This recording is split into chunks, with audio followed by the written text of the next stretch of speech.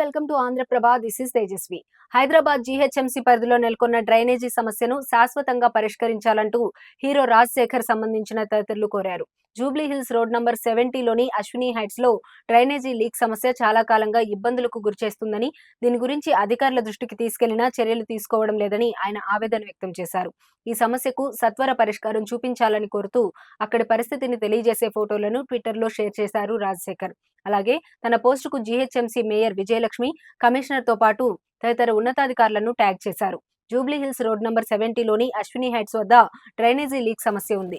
ఈ సమస్య చాలా రోజుల నుంచి వేధిస్తున్నా జీహెచ్ఎంసీ పట్టించుకోవడం లేదు. వెంటనే చర్యలు తీసుకోవాలని మేయర్ గద్వాల విజయలక్ష్మి జీహెచ్ఎంసీని విజ్ఞప్తి చేస్తున్నా అని రాజశేఖర్ ట్వీట్ చేశారు. ప్రస్తుతం ఈ పోస్టు సామాజిక మాధ్యమాల్లో వైరల్ గా మారింది.